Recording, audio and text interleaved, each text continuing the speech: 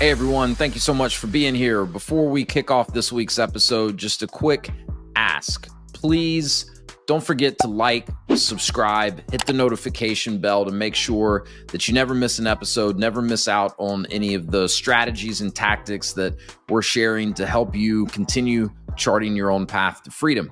And if you'd like to go deeper with any of this, we've launched a free Facebook group, which you can join at pathtofreedom.com/group. And we've linked that in the show notes to make it easy for you to find. All right. Thank you again for being here. Let's drop in to the episode. Hey, everyone, and welcome to the Path to Freedom podcast. Today, I'm joined by Leslie Hassler, who's the president of Your Biz Rules. Leslie, welcome. Howdy, Wes. I'm excited to be here. Yeah, I've been looking forward to this. We had a good conversation a few weeks ago, and I mean, really, everything you do, with your clients, everything you talk about. You've just recently released a book, which we're going to talk about, is right up my alley in terms of things that personally I'm interested in learning about, and a lot of the people that I work with and coach are trying to learn about too. So I think there's a lot that we can cover today. And I think everyone's going to get a lot of value from it. So thank you for being here. Excited. I know we've got a lot in common. And we'll start off by saying the freedom gene is very high.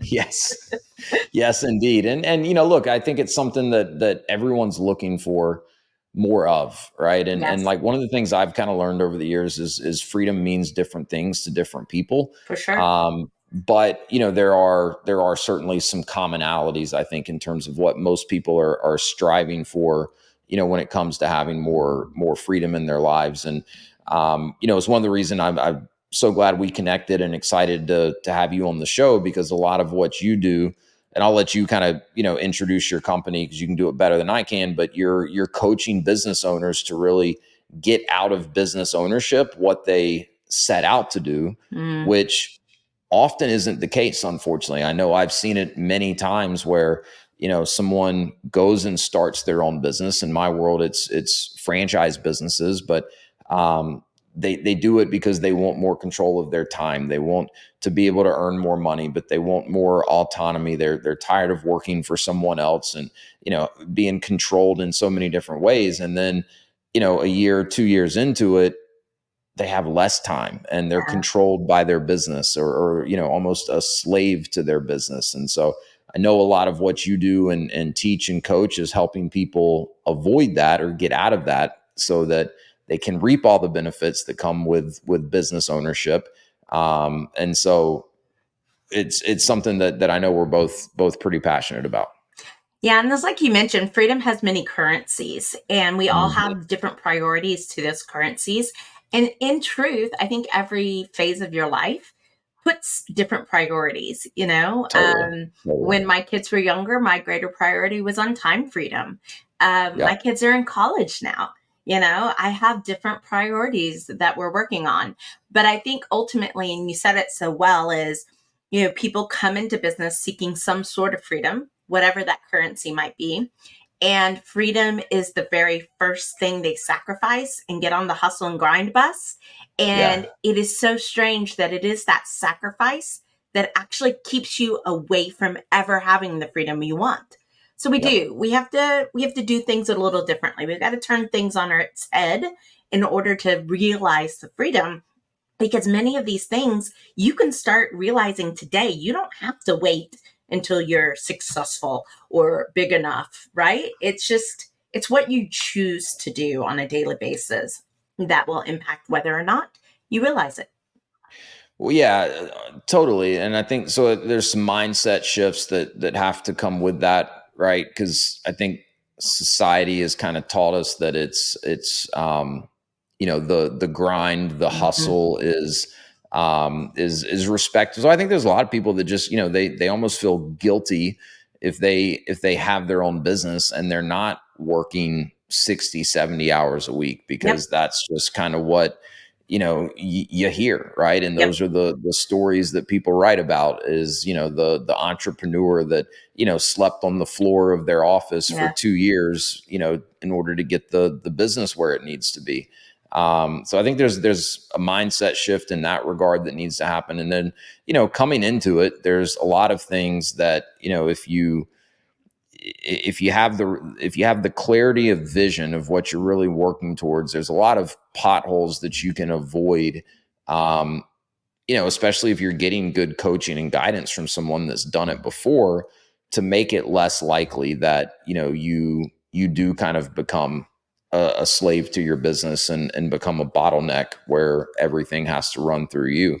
Um, and so I think that's something that a lot of people, unfortunately, when they set out to start a business, they're not getting the coaching and guidance that they could be, and so they have to learn a lot of these lessons the hard way. And you've seen it, I've seen it. It's a recipe for burnout. Most people, if they get 3-4 years into working that hard, grinding that hard in their business, even if they're making far more money than they were before, it can definitely be a recipe for burnout. It is, and that's what we want to help people avoid in a lot of ways, is understanding that the hustle and grind is an old paradigm. It's something that's in our DNA, if you will, because it's been so consciously celebrated Mhm. and consciously celebrated in our culture. And if you're using social media as your coach, then that's all you're ever going to see, right? Yeah. And what I have found is the people that have adopted, we call it scaling rich. It's kind of the scaling rich philosophy, in that you have a healthy, financially stable business and a well thought through, a well balanced life. Because if Yeah. you're in business to get a better life, then your business should add value, not detract. But it's the people that have figured out how to scale rich, if they've worked with us or work with other coaches, they are actually really super quiet about it. You don't Mm, hear them talking about it because it sounds so crazy. And if yeah. and it sounds honestly too easy. And if it's too easy, hello, this is part of the hustle and grind culture, right? If it's Yeah. too easy, if it's not hard work that's, to be earned, then we don't instinctively value it. So what you'll Yeah. find is the people that have achieved it, that you are looking around, listeners, looking around and going, oh my gosh, that person seems to have so much freedom. What are they doing? Chances are they've stepped back from the hustle and grind. They've Mm, chosen to get clarity of vision, like what you've spoken to, and they've aligned their business to operate within these boundaries. Um, and at the end of the day, they will look back and tell you it wasn't hard. It actually was simple. It was easy. And they wish they would have done it 3, 4, 5 years ago. So it's like we could just got to get off the hustle and grind bus for a bit to see yeah. that there is a better way, and to understand that you can have what you want from your business and have a healthy business. We like to say that's the land of and versus the land of or. Mm, I like that. So let me ask you this: has it always been has this always been the case, or is the hustle and grind not as necessary today because of the world we live in, technology? I mean, all the different things that really any business owner, even any solopreneur, is going to have access to at their fingertips, relatively affordable. Is that what's kind of changed the game, or is this always been the case, that it doesn't have to be that hard and doesn't have to be such a grind? I do believe that the last 20 years have contributed to the fact that Uh-huh. it doesn't have to be hard. Yeah. Let's face it, life in the 1500s, it was hard. Life in the Yeah. 1800s, it was hard. Industrial Yep. Revolution, it was hard. Like there's some actuality to life that says it was hard.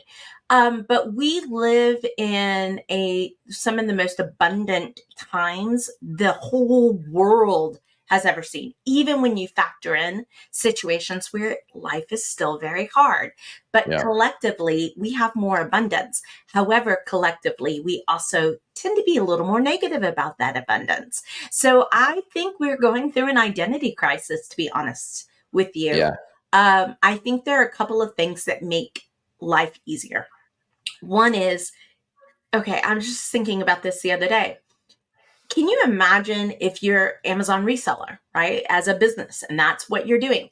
That as a business, as an opportunity, did not exist, Yeah. right? 20, 30 Yeah. years ago. Yeah. If you think Amazon Marketplace actually came as the birth, I believe it was in the economic crisis of 07, 08. I might be off. It might have been That actually sounds about right. the That dot sounds com bust about of right. 2000. It's in there. That's Yeah. where the Amazon Marketplace even came about. So even if Hmm. you say it's as late as, latest 2000, that's 24 years ago. Yeah. There are so many more ways to be in business today that did not exist. And we're shifting from this culture of hard work, backbreaking work Right. into intellect, right? Into the information age. Yeah. That is what makes it so much more scalable, what it makes it so much easier. It's just that we haven't adapted our work habits to align with that. And I'll give you a quick little story. I was in a networking meeting, and there was a CPA firm that stood up, and they're like, what we really need is help finding young people who are willing to work 80-hour work weeks as a normal and additional time during tax season. We just Yeah. can't get anybody to stay. And I was Shocker. like, I don't want to work 80-hour work weeks or Yeah. more. Why in the world would that be the expectation? And again, Yeah, for very low pay on top of that. yeah, well, even if it was decent pay, like you said before, at what point in time Yeah. does the money no longer matter? Yeah, You you'll don't earn burn out. money. You can't do more than a year or two of that, even if you're young and full of energy and don't have a family yet. It's still not sustainable. And that's the key. It's not sustainable. But yet, what's so interesting to me is if I were the owner of this CPA firm, what I would be looking at is how do we take the work that we do and re envision it, innovate it in such a way that we are actually the leading CPA firm that all the talent wants to come to because we don't do 80-hour work weeks, even in tax season. Right? That's Yeah. the problem to solve in that business instance. But that's, I think, it's the struggle that we go through. We think it's about more when it's really just about better. We'll get right back to the episode, but I wanted to quickly share a free resource with you. If you're curious about franchise ownership and want to learn more about how countless people, including myself, have leveraged franchising as a way to create more freedom for themselves and to take control of their livelihood, I've put together an ebook. It's called Franchise Wealth Creation, and it's the perfect starting point for anyone that's just curious to learn more about this whole franchise thing and how I've helped hundreds of other people navigate all the steps involved in understanding and researching franchising. So click the link in the show notes, fill out a short form. I'll send you the ebook. I think it's a great starting point if you're curious at all about learning more about franchising. All right, let's get back to the episode. Yeah, well, I think I was sharing with you that, because I think a lot of entrepreneurs go through this, if they are beginning to scale, or I love how you say it, scale rich, and actually start to build their business in a way that they themselves of the owner are able to step back a little bit and have a little more control of their time, and they're building out a team of good people around them that they can Mhm. delegate to and that are bringing ideas and energy and things that are going to help the business continue to grow and scale. Like in one of our businesses, which is really my wife's business that she has built and scaled, she went through a little bit of I guess you'd call it an identity crisis as we were really starting to scale. Where like she would actually feel guilty, right? Because she's like, I'm not working as hard, I'm not working as many hours as I was, in the first year of this business, and I've got 8 people out running sales appointments today. I've got 5 people out doing installs, and I'm taking my daughter to get our nails done at 2 o'clock in the afternoon. And like, believe me, she's cool with it now, but it took a little while It for does. her to like wrap her head around that and I guess rationalize it. Yeah, I think that's one of the identity crises that you go through. I mean, obviously, we've talked about the hustle and grind as an identity crisis, but when you're in that stage where you're on your scaling path and you find that you're questioning, well, what good am I?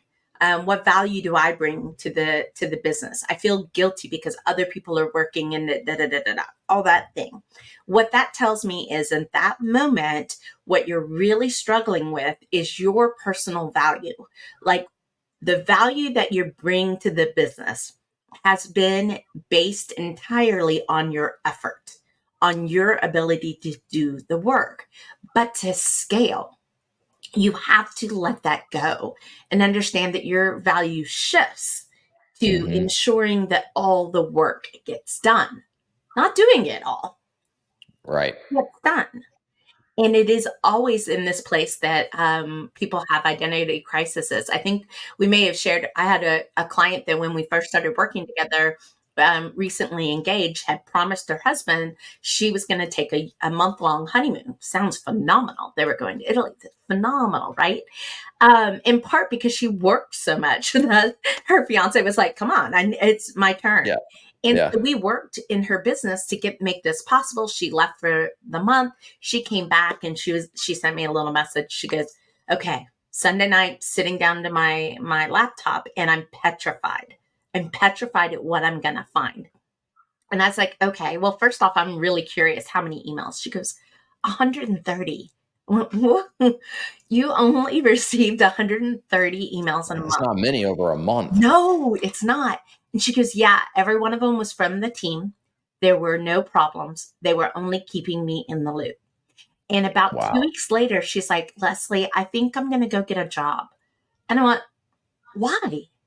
Why? Why go get a job? She goes, well, I'm not valuable here anymore. Oh, wow. And I was like, isn't that interesting? I was like, oh, honey, that's okay. We just need to shift where you find value, right? Mm, And yeah. how the business, everything you wanted, you get. And you just don't want to be lost at the end of it, if you will. You want to be Mm, able to know what is next.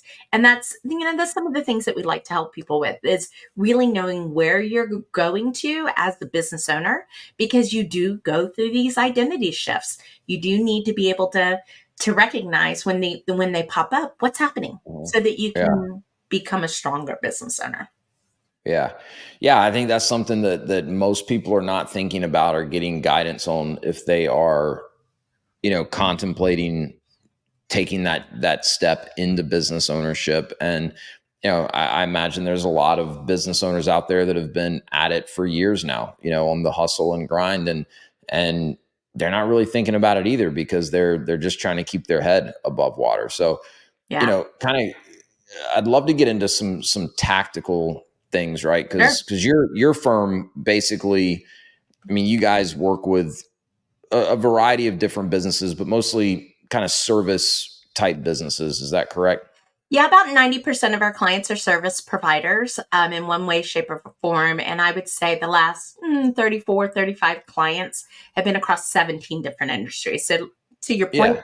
we work with a lot of variety in Yeah. there, and but primarily service. So what are, I don't know if mistakes is even the right word, because I imagine with most of your clients, you're coming in at some point, they've already been in business for some period of time, right? They're not Generally, yeah. just getting started as new businesses.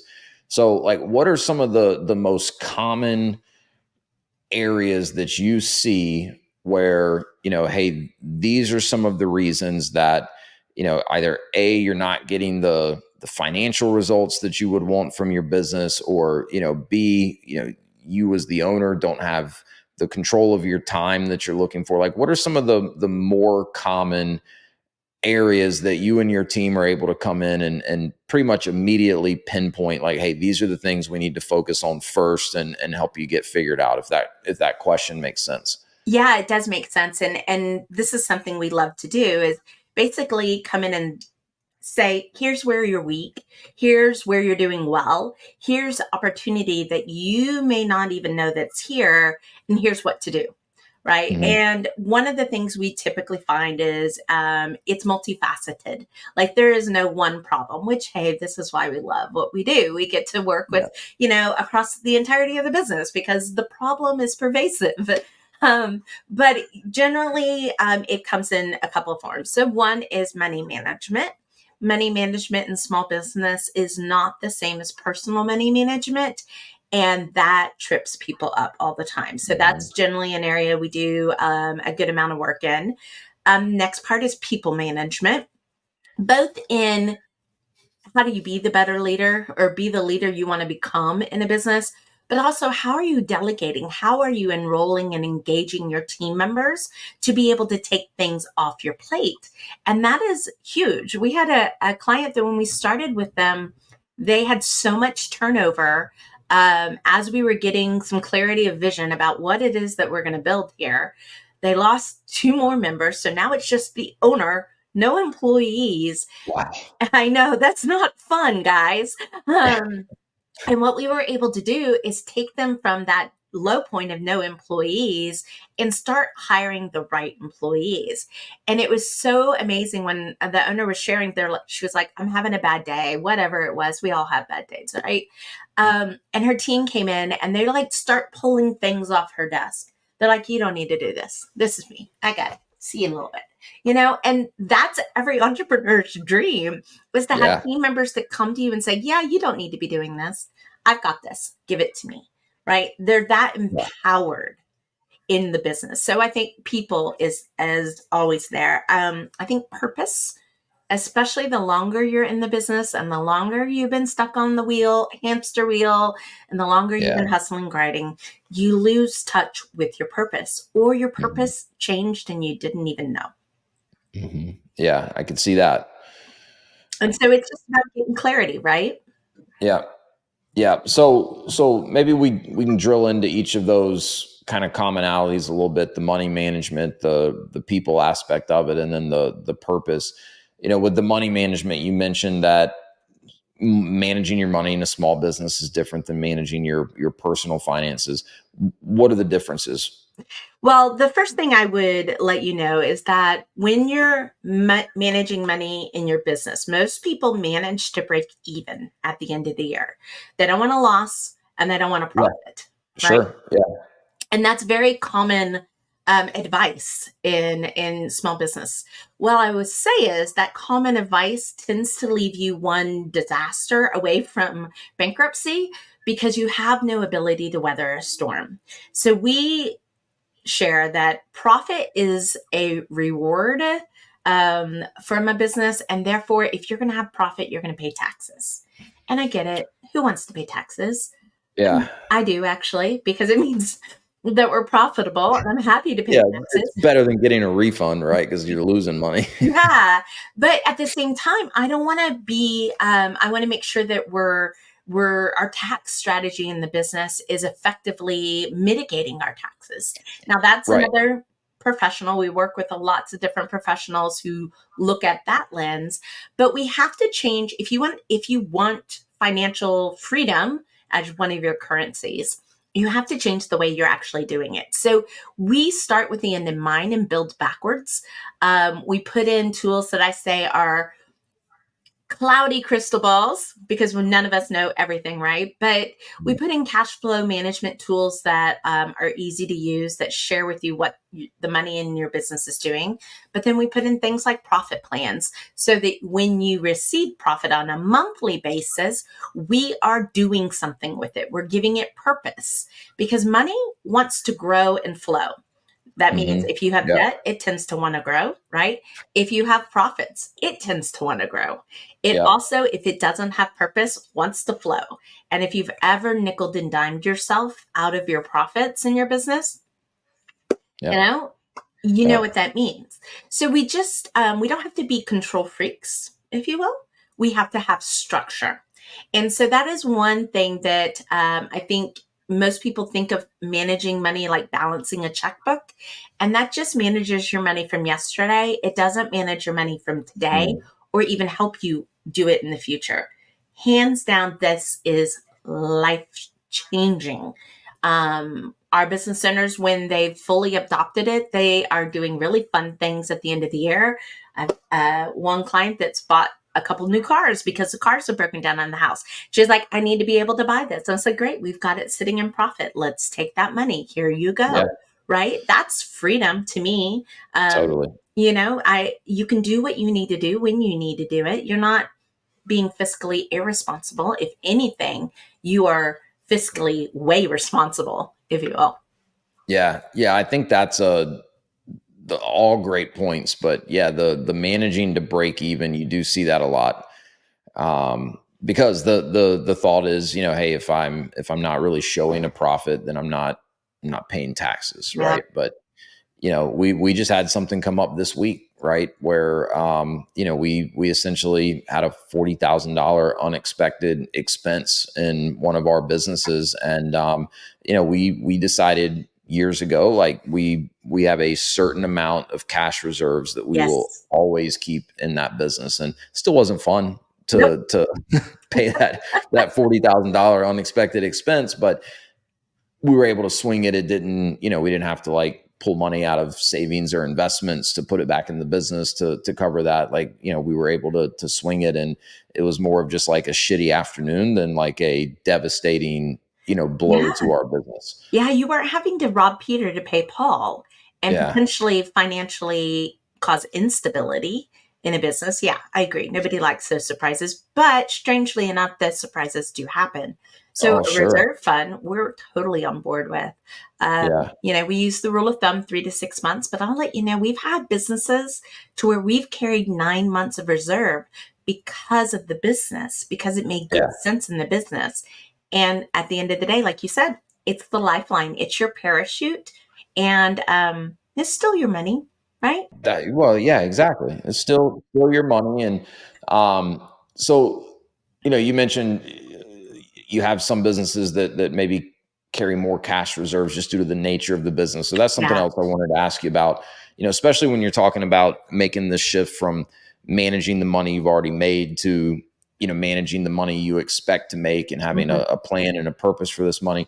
Do you find that some businesses, due to the nature of the business, are harder to project or predict the type of revenue that you can expect to come in?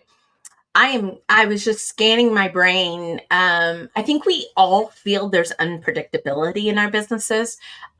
We have a client right now. I remember the first year we grew, we quadrupled their business, and they were like, no, no, no, no, this will never happen again. We can't guarantee anything. We can't count on anything. I was like, okay, well, for funsies, let's just try. Year two, did it again. Year three, did it again.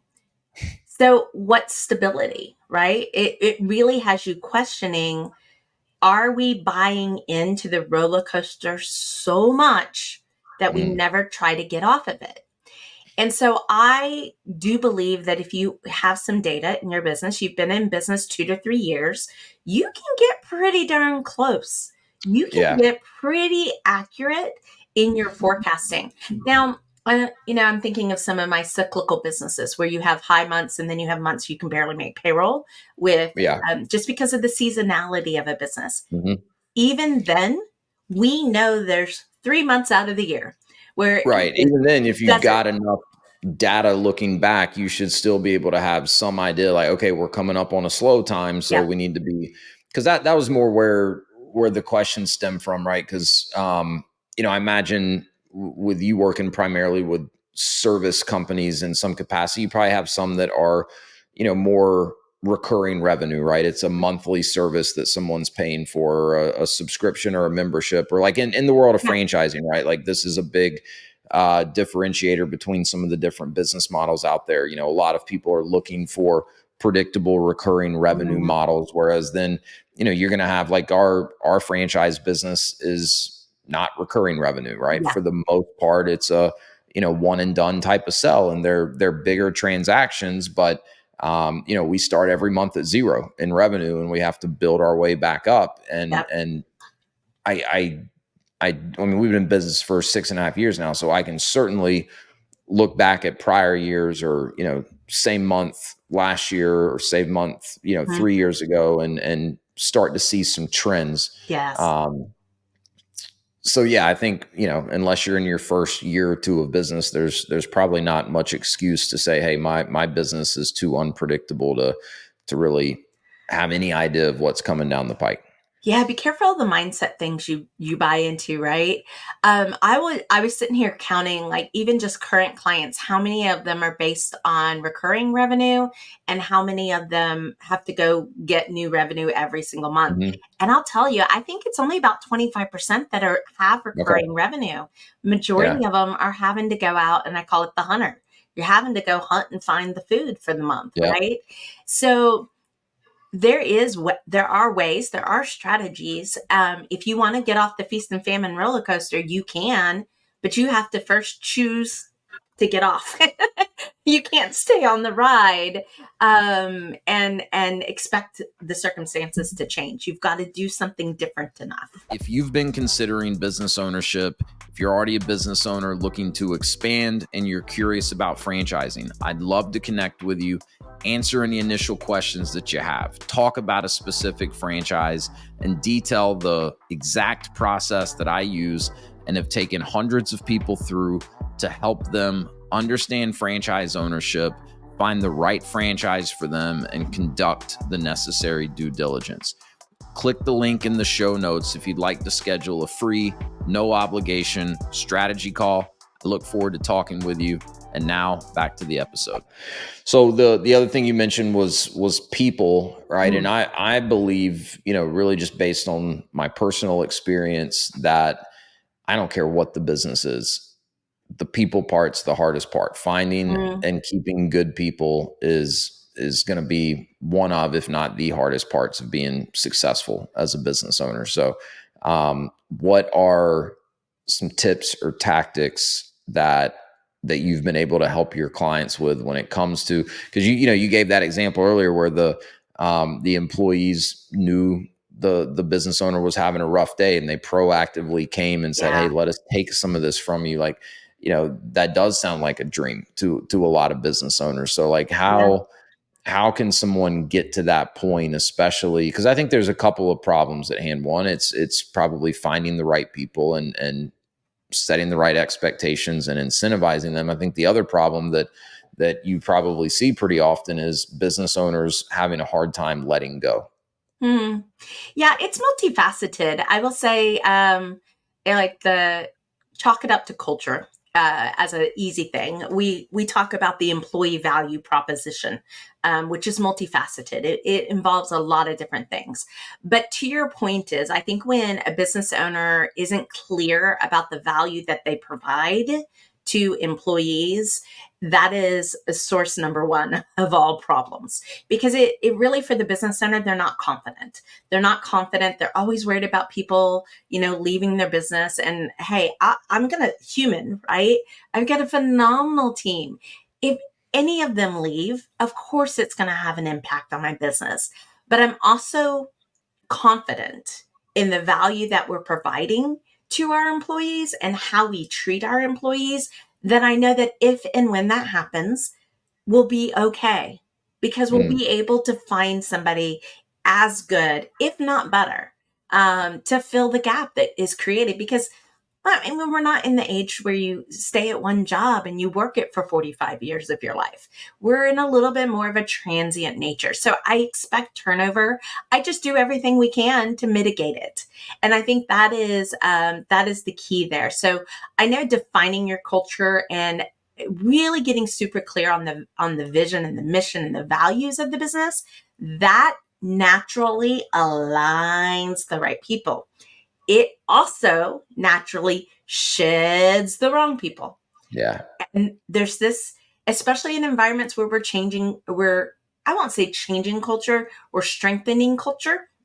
Your low performers, your more negative personalities, the people that are actually slowing the business down happen to generally be people who've been with you the longest, who you are extremely loyal to, but they got you where you are, right? They were a critical part of it. They're just Yeah. not part of the formula for where you can go next. Yeah. I think I've seen that pretty often. We've had Yeah. that in our businesses, right? And I mean, I know we had a business that we sold about a year ago, and looking back on it, we had like a key person in that business that was with us from the beginning and Yeah. instrumental in getting us to that first $1 million in revenue. Yep.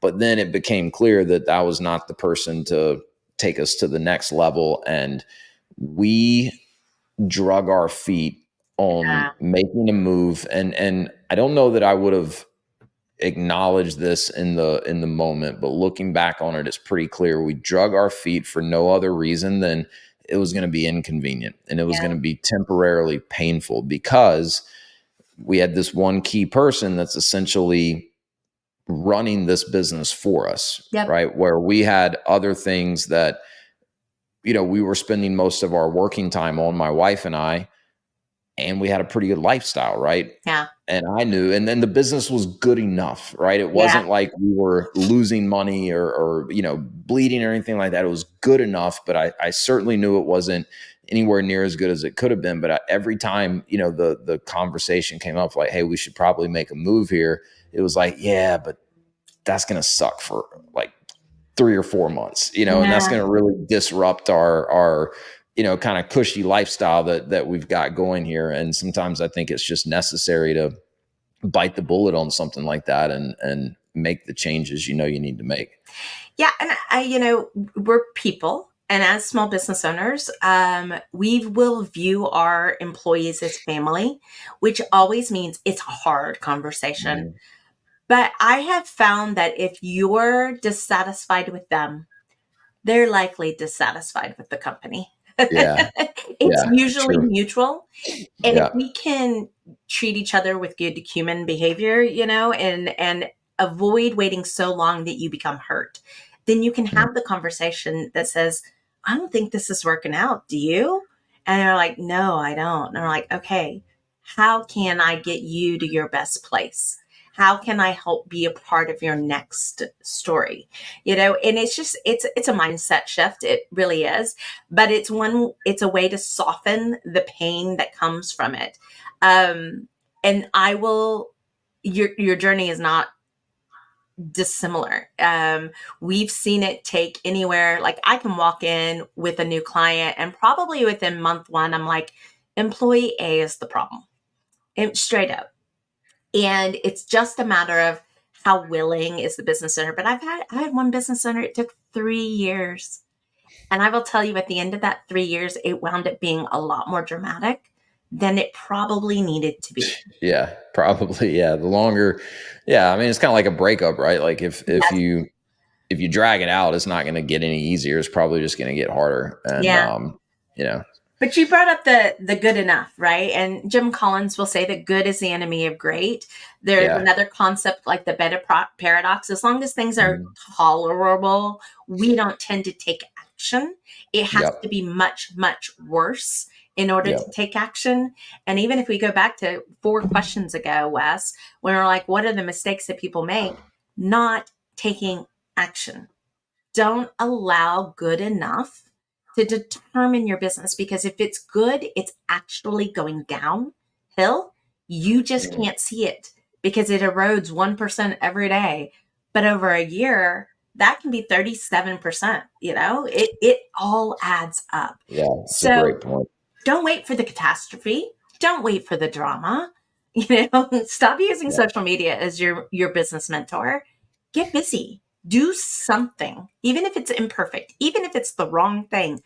Do that, because it leads you so much closer, so much quicker to the right thing, to getting all the things you say you wanted from your business. And you deserve it. You don't. There's no reason to wait anymore. Time is on your side. Yeah, that's such good advice, right? The if it's good, it's actually going backwards, and Mm, if it's just, so slow that you don't notice it on a day-to-day basis. Like I've that's happened to us in our businesses for sure. Um so and this maybe kind of ties into the other thing you'd mentioned, which is purpose, right? And yeah. we've talked about clarity of vision. You even mentioned that, the purpose for a business owner can change over time, and Yep. sometimes that's a function of, hey, the business is growing, and you're really starting to get some of what you were really wanting out of the business. In some cases, maybe the purpose changes and the business owner doesn't even really recognize that the purpose Yeah. has changed. um, what advice do you give to someone to maintain that clarity of vision and make sure that they're continuing to really be aware of their purpose? Because if you've got someone that's been in business for 4 or 5 years and they have been kind of rolling the roller coaster, like, they may have had great clarity of Yeah. vision in the beginning when they started, but you can lose sight of that. Your priorities can change, your purpose can change. So, like, do you have any sort of a protocol, where, whether it's monthly or quarterly or annually, where you recommend kind of sitting down and going through some sort of a process to reestablish that clarity of vision and figure out, like, hey, has the purpose changed at all, or do I need to recalibrate? Any tactics along those lines? Yeah, we actually we start off every client engagement with the vision and what is the vision, and kind of letting our clients walk through a pretty easy process to kind of just start to spitball again. I think when we think of vision, we think we've got to be able to print it on letterhead and t-shirts and signs in the office, if you will. And I rather keep it a little bit more of a work in progress, because I find Mhm. then people are willing to play. And I would highly suggest you do this at least once a year. Um, Okay. Maybe more than that if you've had a traumatic experience in your business. I know 2020, obviously, we know what was happening at the beginning of the year. We lost my father-in-law about the same time Mhm. all that stuff was going down. And I was at that moment of going, is this what I want to do? Is this where I want to spend the next 10 years of my life? And ultimately I said yes. And now I want to triple down on it. And that was this. But I was at that moment in time to where I was okay asking myself the question and Yeah. understanding that it didn't discount everything that I have done before. It's just about the future. So I Mm. do think having those moments or being willing to do it is good. But the other thing I will say is shake it up. Like, we tend to, with our clients, especially if we see they're very routine oriented, we'll shake it up. We'll give them a different kind of visioning exercise. And the reason Okay. is if you rely on routine, then it starts to become about checking boxes, Yeah. you know, and you're Totally. trying to Yeah. just put down the right answer, but maybe not the true answer. And if I Hmm. shake things up on you enough, right, then you come at it from different ways and we get greater clarity versus a robotic repetition, if you will. Yeah, just going through the motions and not even really thinking about what you're doing as you go Yeah. through that. Yeah. And I think at the end of the day, it's valuable having somebody in your corner who goes, why? Why? Why is that important? Why you? Why now? Yeah, 'cause, I mean, we all kind of have these beliefs that we just kind of adopt over time, Mhm. and I think there's a lot of value to having some sort of a coach that is looking at it from a different perspective.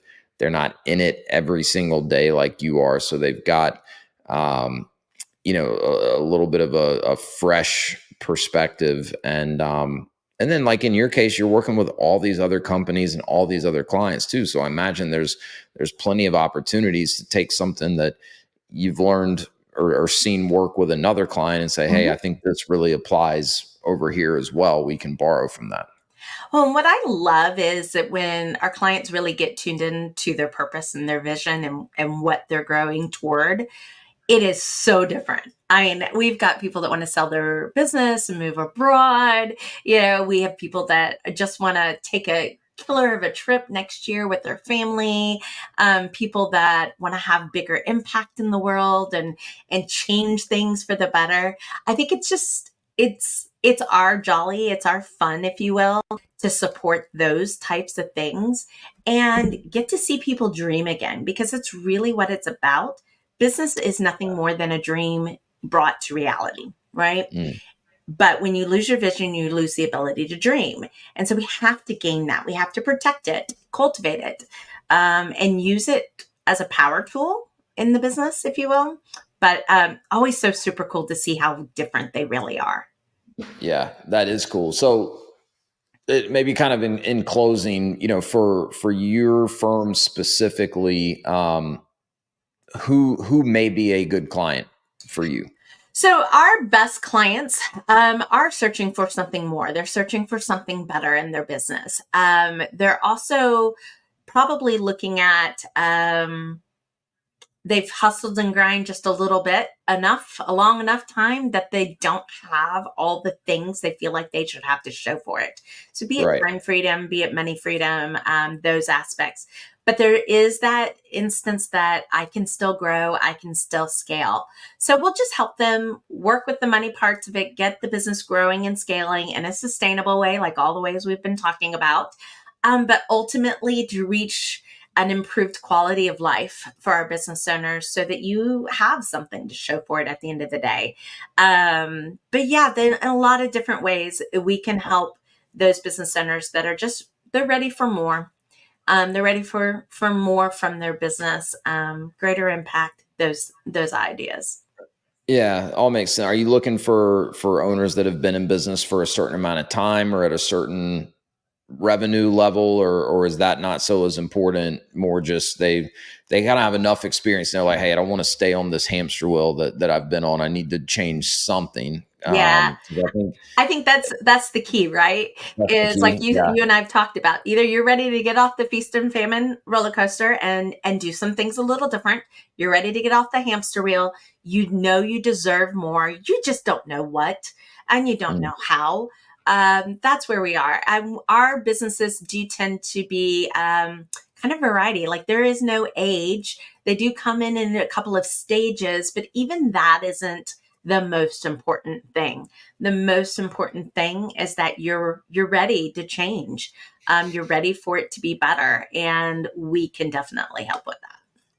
Yeah, and that's kind of another question I had, and maybe you've already answered it, Yeah, in that, but like should someone that's maybe just recently started a business or maybe even hasn't started a business yet, should they be thinking about bringing in some sort of a coach, or do you feel like some of that, like, just real world experience, maybe get punched in the face a few times, is going to make you more receptive to the coaching, or is there value to having?